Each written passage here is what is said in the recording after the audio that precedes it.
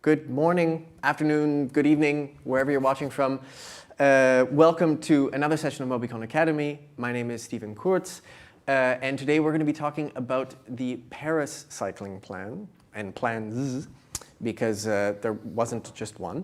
So we have a couple guests with today. I mean, of course, Brett Petzer next to me here.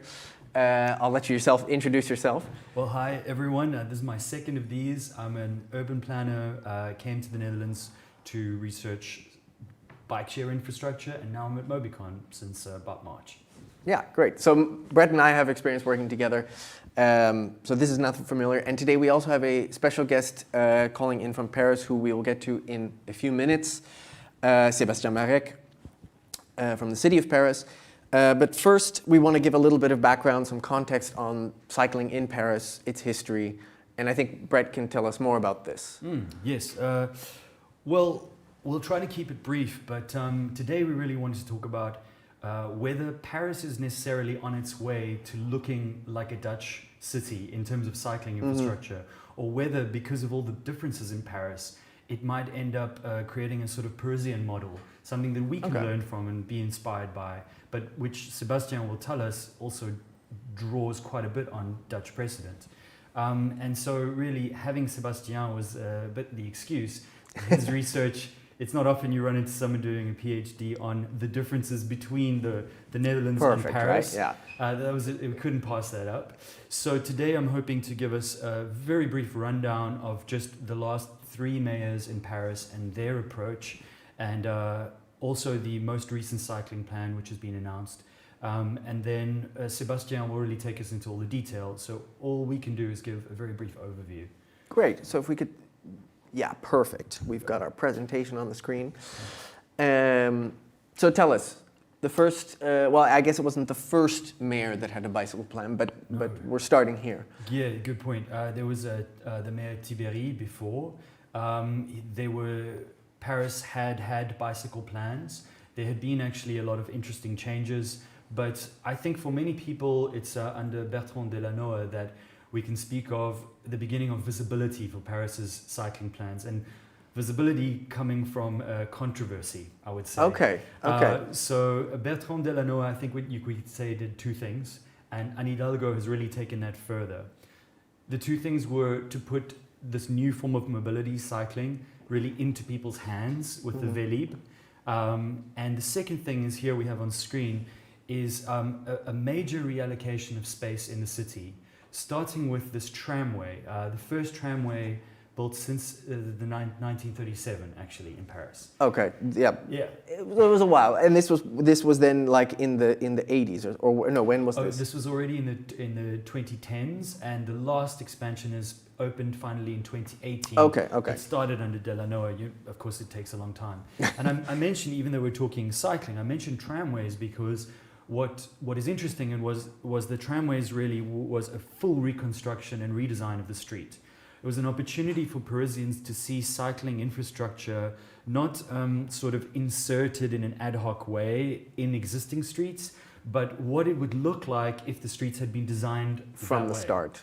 And, absolutely. And recently I was able to go to Paris, cycle these, and what I saw was that the first part of the infrastructure starting in 2013, it's got cycle lanes, they're very discontinuous, it's really quite hard to keep on them. You have to really concentrate, keep switching over one side of the road to the other. And then the new part in 2018 is quite different. It really has a Dutch feel. Okay. So that was an interesting sort of comparison there. And then we have Velib, giving people... Emblematic, of course. Absolutely, absolutely. A really making every single person, every Parisian only a few moments away at any moment from actually getting on a bicycle. On the streets and leaving it behind afterwards. That was a big step. Here's the Paris Plage, something that Anne Hidalgo took further, starting to temporarily take away car space right in the heart of the city. And that seems pretty symbolic. Absolutely, Yeah. And I mean, not only it's a physical space, of course, but it's a huge. It's very visible in the city. Yeah, and it's very joyous and celebratory. Yeah. And I think it also gave people a sense of, but this is the Seine, and it goes to the center of Paris. Isn't that radical that we could enjoy it for a moment instead? Turn it into a beach. Yeah, instead of having it as a highway. Yeah. And then we get to Anne Hidalgo, which I think she's perhaps more emblematic than Delanoë in the sense of for her cycling advocacy and pro-cycling policy. Tell us about Hidalgo. Well, Anne Hidalgo is really a politician after my own heart in that she really moves fast and she sort of she apologizes later. I don't think it's too much of a stretch to say that Anne Hidalgo has really built on the ambitions of Delanoë. She's been very bold, her administration has been bold, and she's now been re-elected on an increased majority. So that level of ambition has been endorsed by Parisians.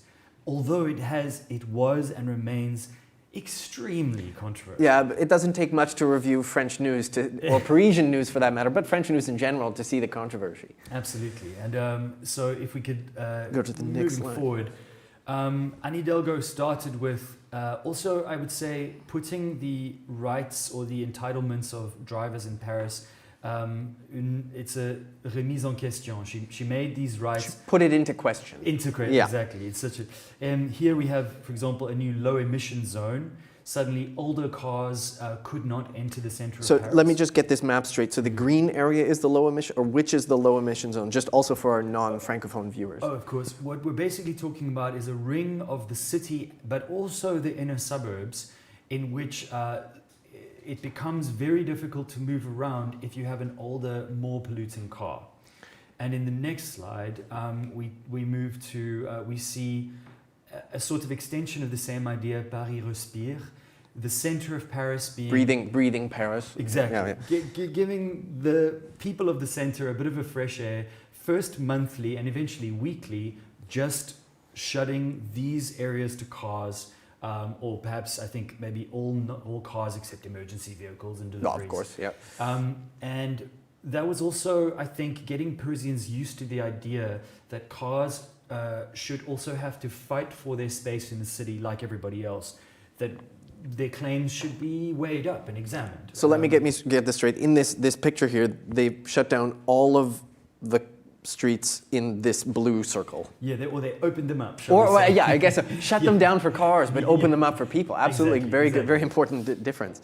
And then in the next slide, we have always these emblematic spaces, Rue de Rivoli, becoming a very busy car artery, now making it actually quite hard to sort of just drive across Paris. And finally, the Plan Vélo. And what we see in this Plan Vélo, and I know we need to wrap up now, is basically increased ambition, I think one of the key aspects here is getting the mode share for bicycles from 5 to 15%. Which is a pretty big jump. It's a big, that's actually the key. It's a big jump, and I don't think we can easily speak of many cities in Europe of this size that are moving that fast. It's unapologetic, it's bold, but until the coronavirus, the delivery had actually been quite slow.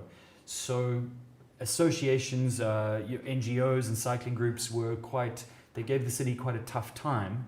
But then in the coronavirus, there were these corona pistes, which is an example of what in we this have on in this screen photo is, here. is Oh, that. I'm not sure. I don't think they see it anymore. Okay. Yeah, now they do. There Great. we go. Yeah, and a fantastic example of like a share bike. I'm assuming this red one's a bike share with a guy carrying, or a woman, I can't tell in the picture, a long sort of, I'm not sure what it is, but basically moving things that people would ordinarily say, I have to have a car for it. Exactly. People living their lives. You can see how ad hoc this infrastructure is. But in the second Plan Vélo, which has just been released, it will become it will become permanent, and there you have it, an example. And look, there's a lot of detail here, but I think what we can already see is this is not just a few axes across the city. This is a fairly comprehensive coverage that we're already talking about. Yeah, it looked quite comprehensive. Absolutely. Absolutely. And so then but there's a whole bunch of different colors. Could you maybe just like quickly go over, and I'm sure Sébastien will probably even know more, but like, is this a layered map? Absolutely right. What are we looking at for the non-French people watching? We're looking at primary arteries that are thicker and that really are about getting across the city directly. And that's important because this plan is supposed to start really linking Paris to its suburbs and to the region. Yeah.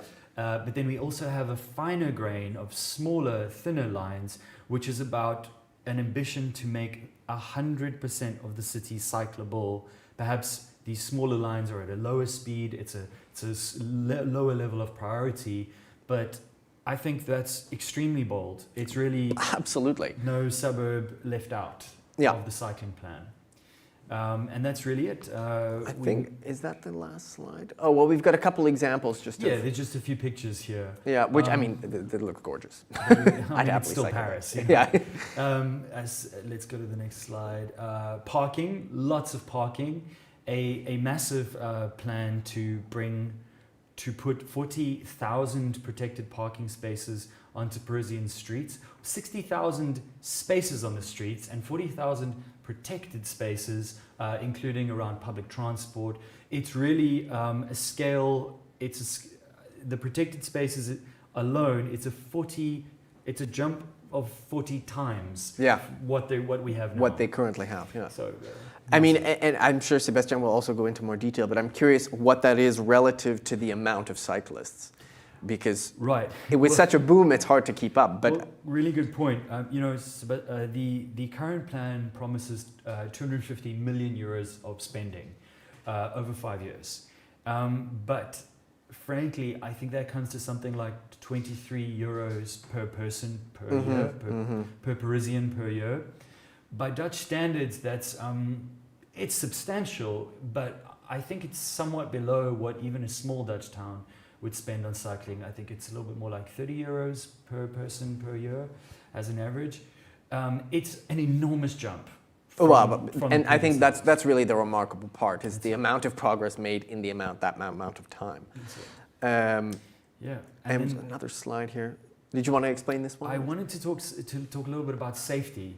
Paris, the city is getting into every school and teaching cycling lessons. There's talk of a sort of a cycling license for kids and students, collegians, high school and primary school students. Yes. But there's also quite a lot of enforcement by police, I think, is an interesting theme. We've been discussing this. Finding that maybe that's where we can start to talk of something distinctively Parisian or French. Yeah, and I'm sure Sébastien will have a lot to say about that, being a Parisian himself. Yes, in fact, I think we almost could get to that last slide that we have. Logistics, and then the next slide is the Olympics, which is Paris has been unapologetic as well in saying this will be the first cyclable Olympics. Yeah. which is already, London set, I think, a high bar at least. I don't know so much about Rio, but I know that was explicit. Yeah, in I'm not London sure about too. Rio, but it was definitely But if you part go- of it. But if it's you go to- certainly growing. If we can go to that the next slide, and the next one, sorry. There we go. Yes, we've made an overview. There's a lot of text here, but I think these are the things to maybe wrap up with.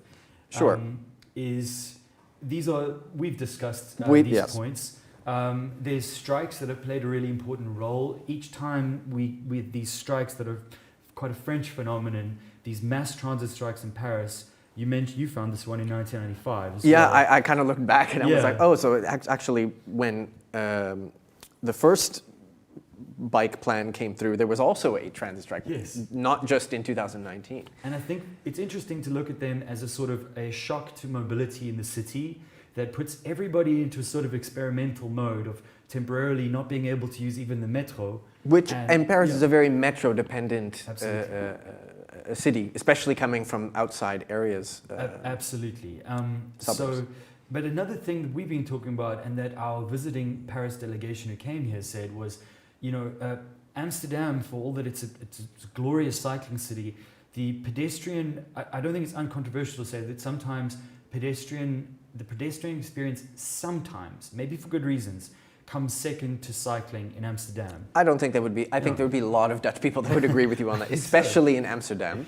And Parisians have been clear. The Sébastien's colleagues, they said Paris is a walking city first, and Paris's plan is explicit about that's the priority.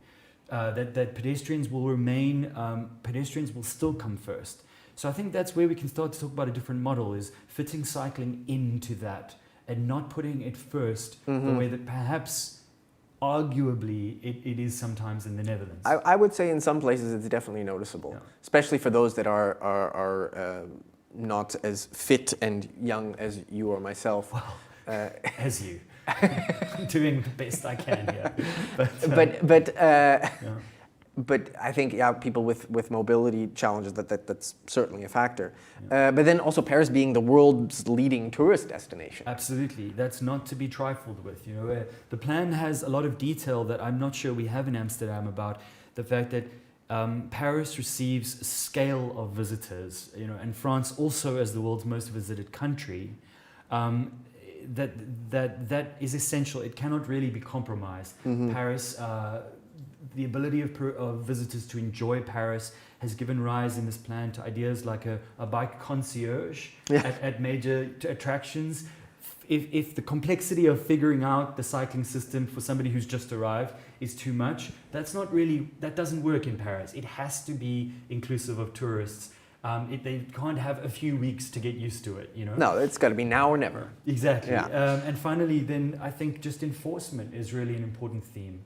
That's different, I would say. Yeah, and I think Sébastien will also speak to that during his presentation. And that's something we can go into discussion later about. But we're gonna open it up to Sébastien now. I believe he can see us and hear us. How are you, Sébastien? Is he there? Yeah, I can hear you very well. Thank you very much. Perfect. Thank you so much. Beaucoup. De rien.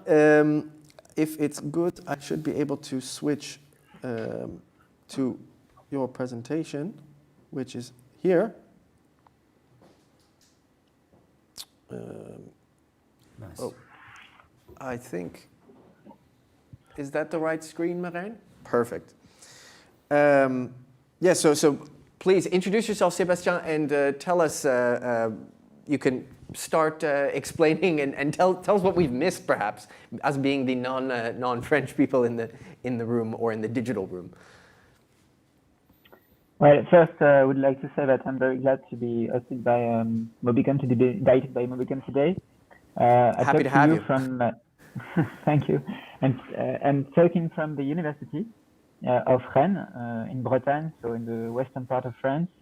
It's my university where I'm listed, where I do my PhD in urban planning and geography. And I work also for the city of Paris. I have a special PhD contract to do this, to be partly in Rennes and partly in Paris. So I work for the direction of streets and roads and mobility in Paris, direction de la voirie et des déplacements. And so I do my PhD mostly in Paris, and I work on negotiation, governance, and transfer of models between the Randstad and the Netherlands. So this is the gathering of four The provinces. Randstad is a big urban area in the Netherlands. Yeah. With the four main cities included inside, and the Grand Paris, so the metropolitan area of Paris. And I'm very interested in the question of transfer of tools, of methods, of models, generally speaking, between these two European urban territories. So as you know, the situation is evaluating very quickly now in Paris, and we can talk also about Paris area, wider spectrum to let's say that to because the suburbs know a very good dynamic now in terms of cycling. The Basque-Rhône, but also the region Île-de-France, in generally speaking. I will come back briefly to the history of cycling in Paris. So the first, it's a long story. Often people think that Paris just started this paradigm shift to in some years ago, but in fact it's a 25 years history, because the first plan dates from Jean Tibéry, as you reminded, Brett, and it was in 1996, just after a big strike of public transport system. And well, the plan that you have to keep in mind is really the last plan, so voted in 2015, and this plan was really much more ambitious compared to the previous situation, because for the first time it was really more planned, integrated in the different policies, especially the refurbishing of some big streets and some big squares in Paris, and some gates. But also it was new in terms of funding. There was really a big amount of money that was focused on cycling and dedicated to exclusive funding for that cycling. plan. 150 millions. Yeah, that's juicy. Yeah, it's less than the current plan, but it was really a big change, because before that, the different plans before that were also on that were also for 4 or 5 years. It was only 25 million euros for each of them around. So 6 times more in a way for this plan. And the main objective, main goal was to create a new network, with a hierarchy in this network, between a very structured, so very primary network and a secondary network, and also creating a lot of new parking on-street parking spots for bikes. For bikes, of course, and to triple the number of trips made by bike. And this goal was not really fulfilled, because it was too ambitious, to be honest, because in fact the situation at the departure was overestimated. In fact, there was less than 5% of cyclists, so it was almost impossible to raise 15%. And also, one thing important you have to keep in mind when you talk about Paris is that this is like the transport system in Paris is like a free-legged creature, mostly based on car, public transport, and the first of them walking, and cycling was almost invisible or inoperant so far.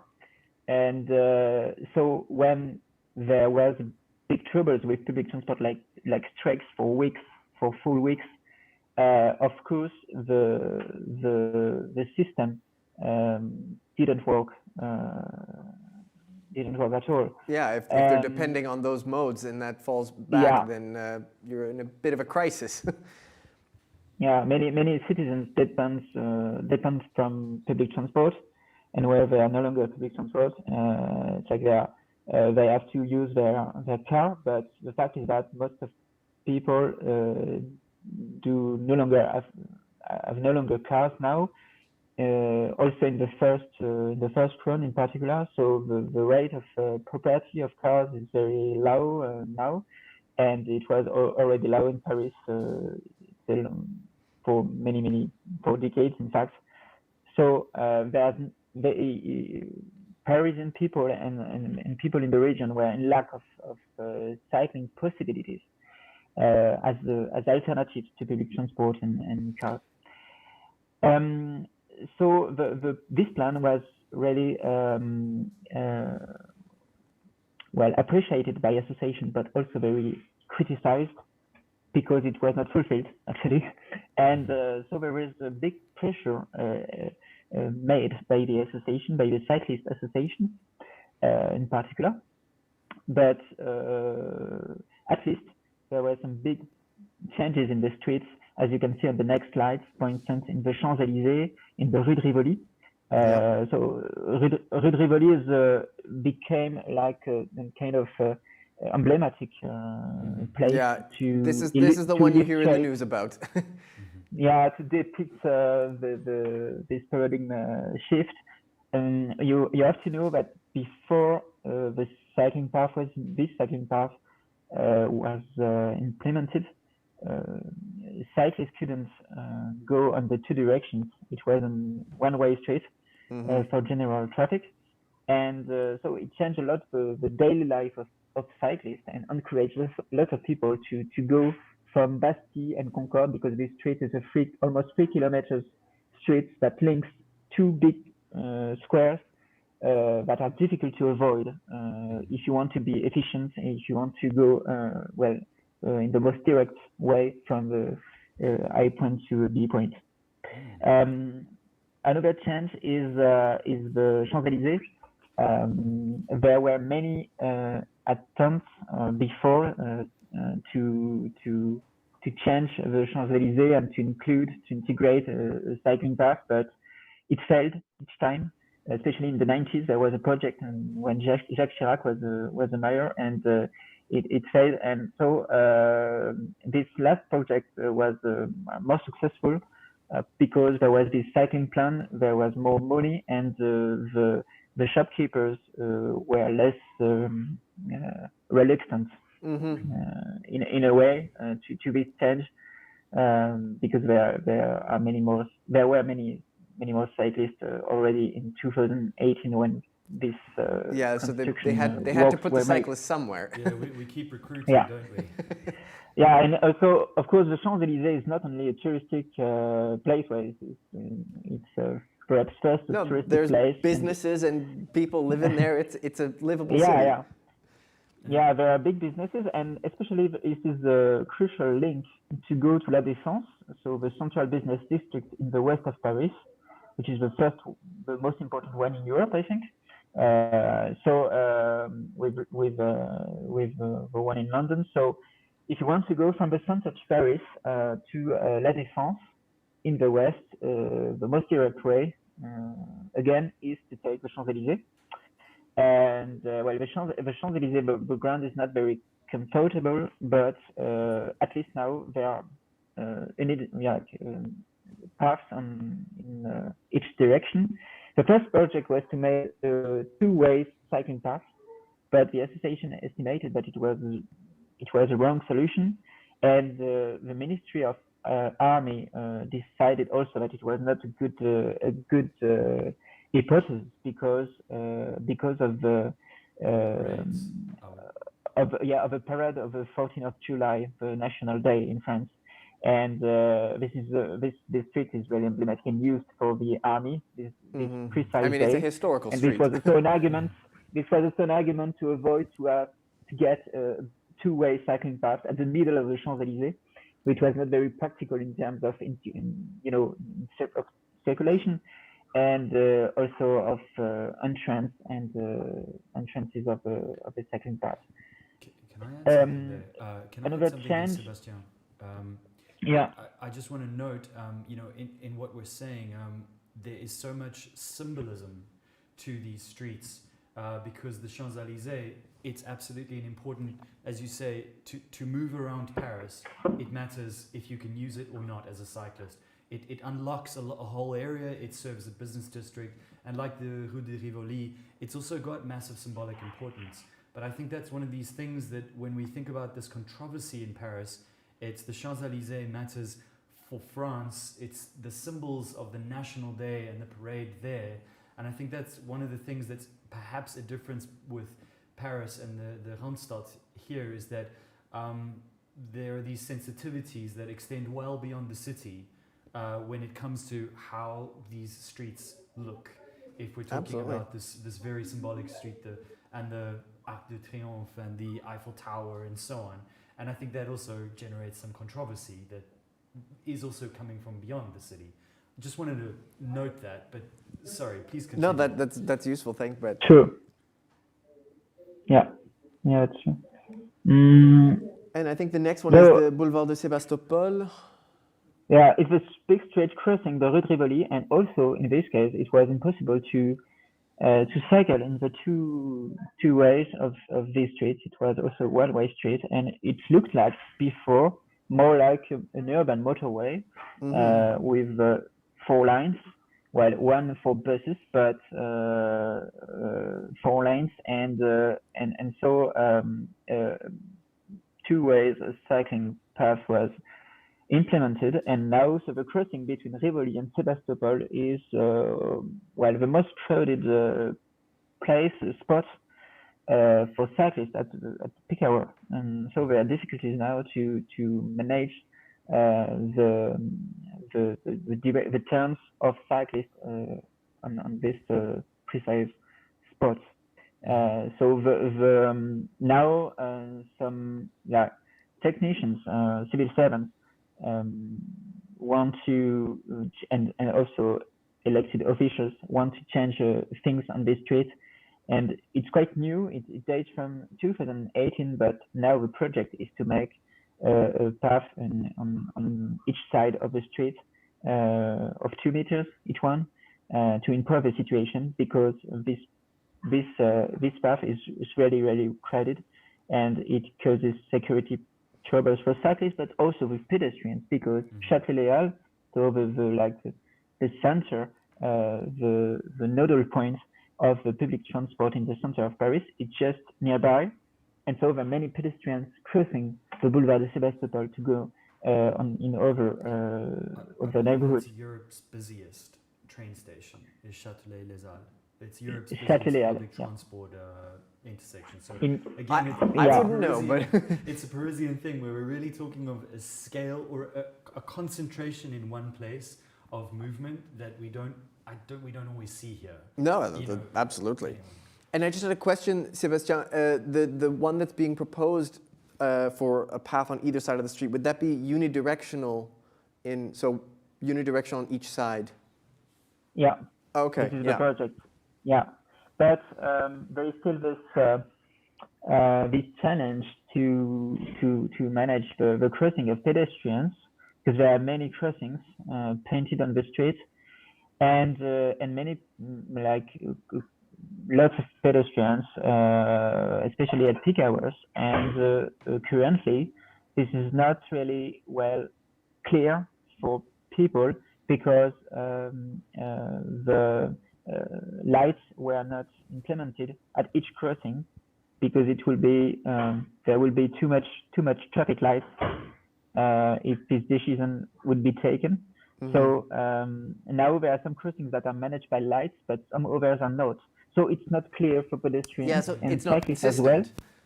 Yeah, in terms of priority rules, the situation is not clear. So perhaps the situation will improve with unidirectional lanes. But this is not sure, because also there are more pedestrians now in Paris, not only cyclists, but because of the COVID, lots of people that used to use public transport, now they walk more and use less public transport for short distances in particular. So yeah, there are many more pedestrians now. Brett, you had a question. So the special loading is intense in this sport. Oh, absolutely. On that note, actually, Sébastien, Stephen, you might have noticed this as well, but I think that one of the things that when I was able to visit Sébastien recently in Paris and go around, and he showed me this infrastructure, what I said to him was that the mental load of being a cyclist in Paris is very high.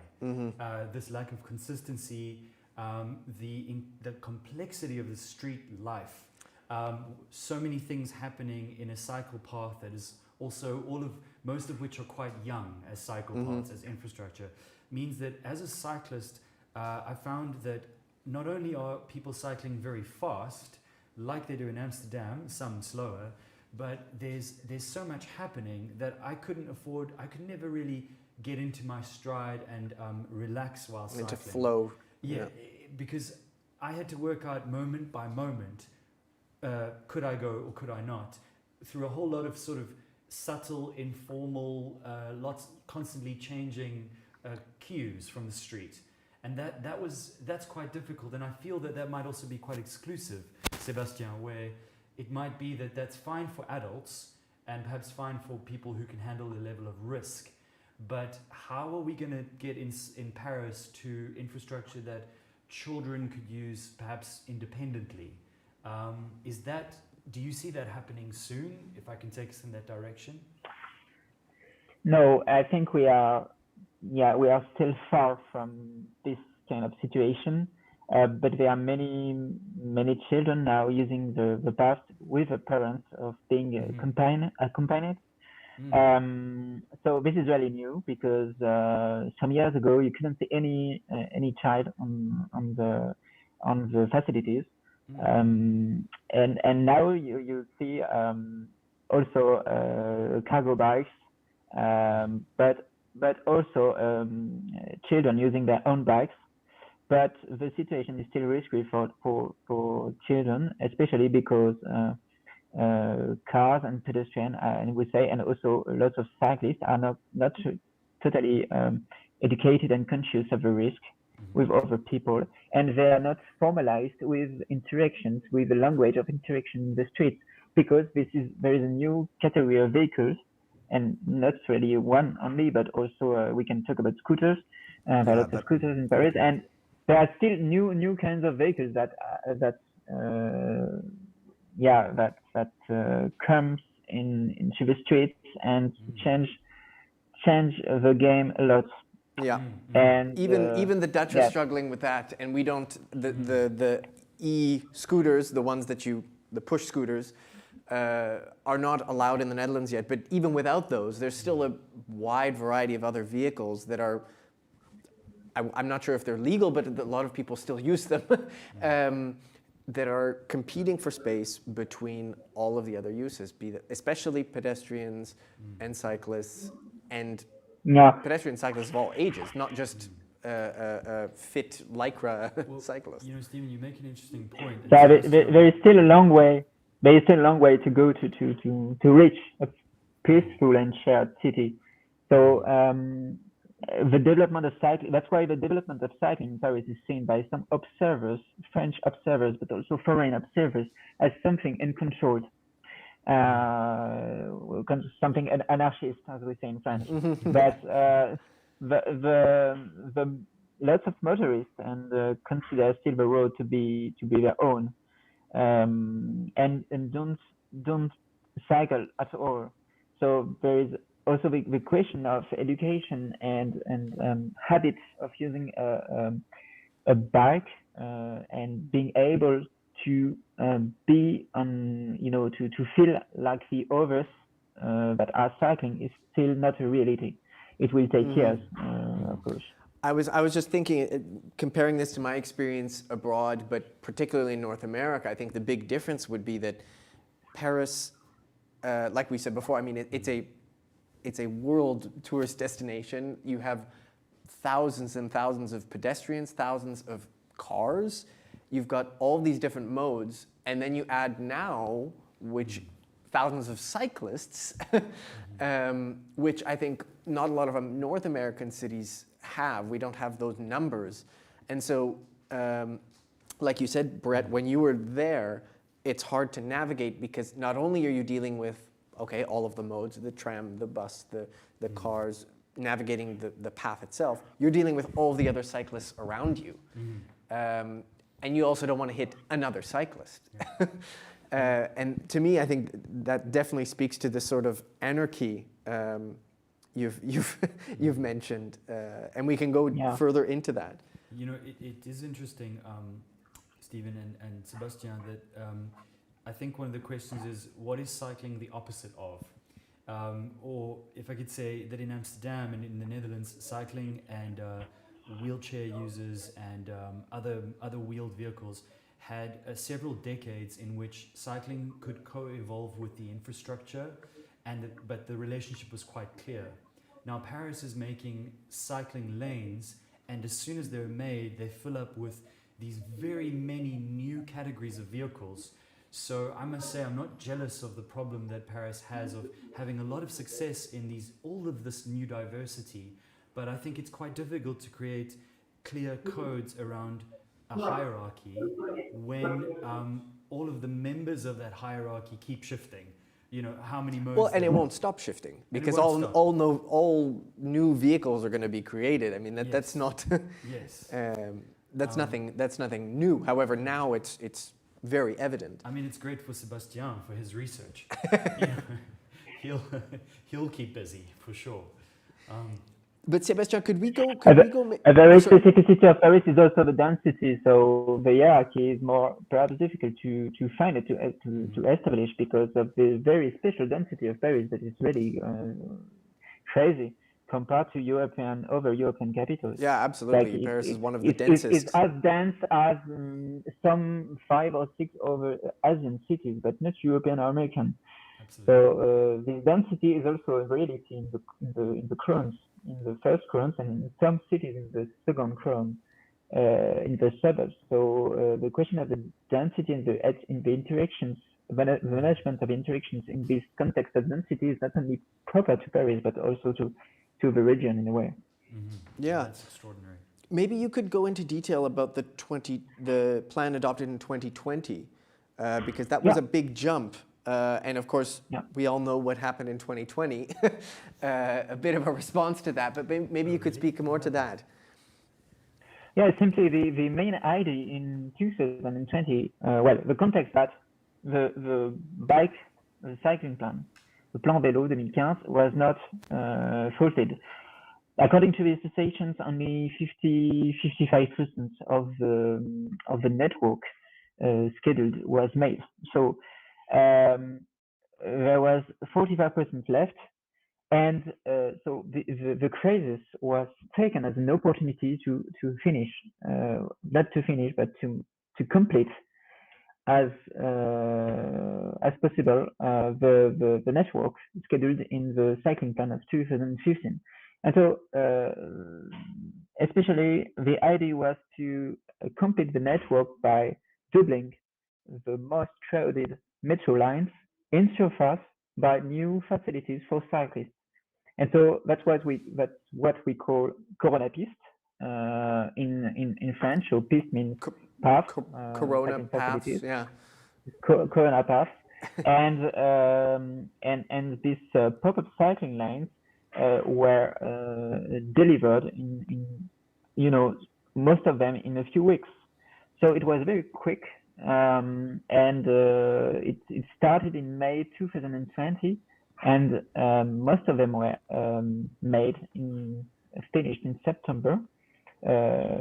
So for after the summer, after the holidays, and the idea was to propose an alternative for people using public transport on the metro line 1, 4, and 13 that are really overcrowded. And so still this issue of a transport system based on saturation of the metro in particular, but also on buses and trams that are rarely used. and so 50 kilometers of Corona piste were made with thanks to this cycling emergency plan, and without all the constraints or all the difficulties you have usually with the architects, the authorization you have to get from the architect of state, or also without the authorization of the préfecture de police, of the police state department for Paris. I think. And these have been made permanent, if I'm not mistaken now. Yeah. This is a part of a new cycling plan. It's to make this Corona piste permanent, so the 52 kilometers permanent. And it started this month with Rue de Rivoli. Now, if we can, I guess we have to wrap up. But we're going to have to, there's a few things, maybe some. So we've got pictures, of course. We've got another like 5 minutes or so, Sébastien. There's a few, so there's Rue de Rivoli, that has been made permanent now, if I'm not mistaken. Yeah, exactly. And now you can see the former, the permanent former path that has been doubled in terms of size with the Corona path. So it became an iconic picture of Paris. I want to go there. And then. This is an interesting place because this is the link between Paris and La Défense, between Neuilly and La Défense. So it allows people to go safely. You can see all Paris the office buildings with all of the workers. Yeah. This is a bridge that was really a motorway before. It was very, very complicated to go to La Défense. An interesting instance is also the influence of Dutch style design, and so to speak, it was really influenced by the Dutch roundabouts. Of course, the path remain on the Carriage Way. There were no construction work to put it at mid-level between sidewalk and carriageway, but it's still very, very inspired with these temporary traffic islands and this priority for cyclists by the Dutch. Dutch model. That's indeed the priorities. With those the road markings. Yeah, exactly. The road marking, The general rule in Paris is that when you are in a roundabout, you have you don't have the priority if you are in the roundabout. You get the priority if you go into the roundabout. So I see. Okay. It changed. It's invest. That must have been a big switch for people. Yeah. I see. There's another Dutch style roundabout on Place de Catalogne. Another view. Yeah. And Rue d'Amsterdam. Rue d'Amsterdam. That's quite. That's the coincidence, but it's funny because this is like a preview of the Pitstraat, of the bicycle street. Wow.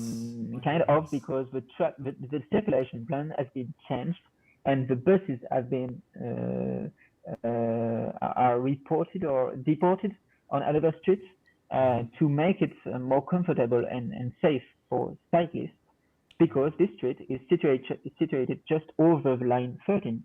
So if you want to follow the line 13 on the surface, you have to take this street. So this street was really but like prominent a main itinerary during for the period after the first lockdown. So it was considered as essential. So it was completely transformed for this, and now there are no longer buses and no longer full traffic. Before it was really a street full with cars, full of cars. I think that ties up to this theme of the mental load, because one way of bringing the mental load down is also this very wonderful plan to make cycling as simple as the metro. Give a single color, give a number, give a line and a destination, and I think we can't underestimate how important it is when there's so many other things to think about as a Parisian cyclist. At least of all, just your bicycle and the skills that you need to sort of patch it. Glass on the road, all of these things. At least when we start to talk about the Rue d'Amsterdam being mentally quite simple to follow, you know the metro line, and that means now that you also know how to get there by bike. Well, the city will show you the way. So I think that's a really visionary difference, again, maybe a Dutch Parisian difference. Well, I definitely think that The mental map of Parisian people is completely shaped by the metro. Yes. absolutely, and I don't think that's the case necessarily in Dutch cities No. by any means, especially when not a lot of cities have metros. In the Randstad probably, but outside of that, it's not a very common thing. Sébastien, I wanted to go to the last couple slides you had, and they were very emblematic, I thought, because it showed a difference between similarities, pardon me, with the Netherlands. Could you maybe talk about the parking facilities? Well, this is with the question of the cohabitation between pedestrian and cyclists. This is really a strong topic, a hot topic. This question of parking facilities, because during the last mandate with the cycling plan voted in 2015, well, I remind one of the main objectives was to create more on-street places. So it was fulfilled. It was the goal was completely fulfilled and even over fulfilled, because 15,000 spots have been created. But now the question is what are the solutions to create private parking facilities and also parking around the stations. There are six big train stations in Paris. 6 main train stations, and there is almost no space or no will from the different, no real will from the stakeholders committed to implement great capacity parkings for cyclists. So there are only two now. The situation is that there are only two parkings created in Montparnasse, so a train station in the south, and another one in Gare de Lyon, so in the north. And these are the only bike parkings that exist in Paris currently. And of course, the situation is not very brilliant also for people living in the buildings in the center, in the historical buildings built with Haussmann in the 19th century. Of course, there's a lack of space to store bicycles in this building, this kind of buildings. And the solution that has been launched this last year was to implement small facilities for 5 or 6 bicycles in some neighborhoods. You have Velo box, Velo boîte, and but of course it's not at all sufficient, and also it's quite expensive for the city to develop this kind of system. Solution, yeah. So now the new cycling plan wants to spread out new solutions. For instance, the transformation of existing car parkings, underground car parkings, to make them like bicycle parkings. So it's possible in lots of neighborhoods, because there are lots of great number of car parkings, underground car parkings in Paris that you can transform. But there is a question of norms sometimes of to make this shift, and also another solutions would be to influence or to fund owners to transform their buildings, their spaces, yeah, to subsidize the construction of it. To subsidize them, yeah, exactly. But of course, it's also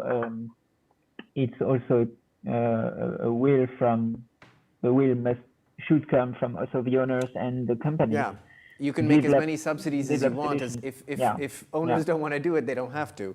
So to sum up, Stephen, do we have a moment? We've got a moment. We've got one moment. Yeah, there's one other slide I'd like to talk about, and which is particularly French to my understanding, and then we can go to the wrap up, is the police control. That was, to me, very much a bit of a surprise, maybe because I'm living in the Netherlands, and as a cyclist, it's kind of a surprise if you get stopped by the police. You're like, what? What's going on? Maybe you could say a bit about this, because that I found quite unique. We don't like obeying any laws on a bicycle. Well, for many years now, there are tensions between cyclists and also like officials, deputy mayors in charge of mobilities, and state police, Préfecture de Police de Paris. So because well, the prefecture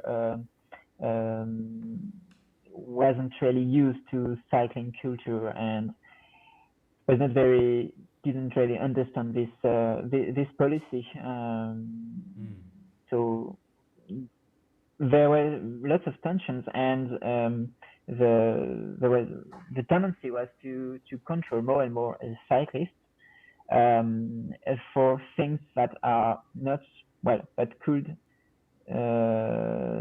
that be seen as really essential, like earphones that are forbidden in France. It's totally forbidden for 6 years now to wear earphones when you are cycling. This kind of control operation, but the accusations of the cycling association was about the fact that police was tempted to control cyclists and less car drivers. And the conflicts with car drivers were also increasing. So the situation now is that a municipal like police has been created this year only. Wow. So there is now a real Parisian police that is also in charge of street calming and prevention and verbalization of users of public spaces. So I get the impression that they are more they are more in touch with cyclists about prevention and warning the rules, the traffic rules, and also talking about their security and the good practices in the streets. So it's less, well, so far at least, it's less verbalization process than a prevention one. Yeah. Less enforcement. Yeah. Interesting. That sort of brings us to if we could sum up some of the things that we've looked at. And Sébastien, just thank you for this wealth of knowledge. You've been in these meetings, you've seen these plans, you've seen things evolve, but you've also been here and you've seen our context. So we're very lucky to have you, and hopefully this will not be the last time. But Stephen, I think there's this.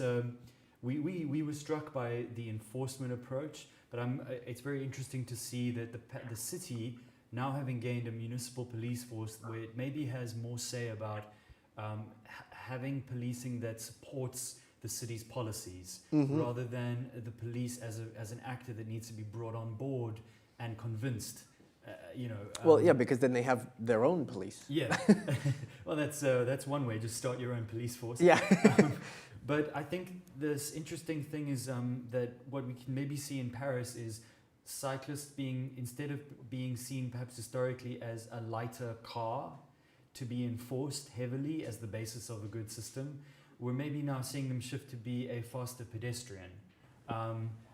Its place on the roads guaranteed and maybe treated with a lighter touch, more encouragement than enforcement.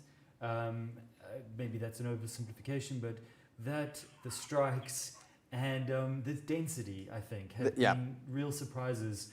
Paris is, as Sébastien mentioned, it's in many ways more like an Asian city, just in terms of density. It's truly an outlier with perhaps Barcelona and Madrid in Europe. Whereas what we have here is a much lower density, perhaps more like sort of a British city or a German city. Lots of green, lots of space for everybody. Well, it's not easy, but I think in Paris the physical finite constraints are more important than here. And so I think that as we continue doing our work in France, I'm very interested to keep learning and experimenting with that difference.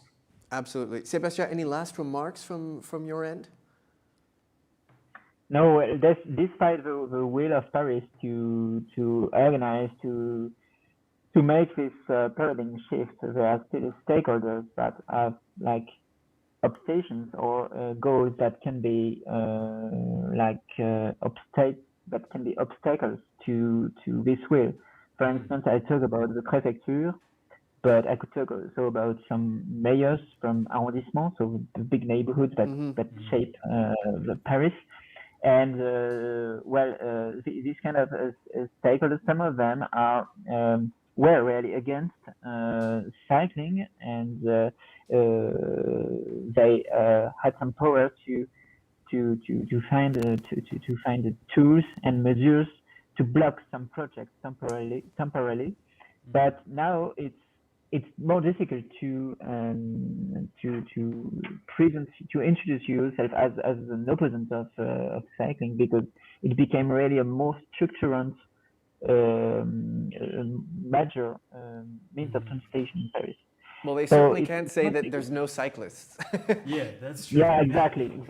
There, And used to it. yeah, and you can say that there is no request to improve things.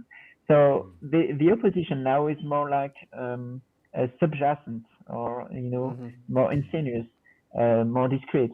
But it still remains. And in the next few years, I think that will be interesting, strong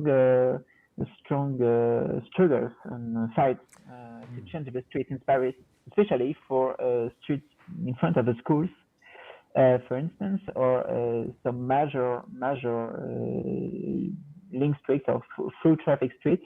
And of course, the big project that you will hear about in foreign countries as well next year is the project of limited traffic area, so zone à trafic limité. So this is the next big project of the mayor to definitely block the through traffic in the center of Paris, and avoid and prevent people in cars to cross Paris, and not to use the ring road,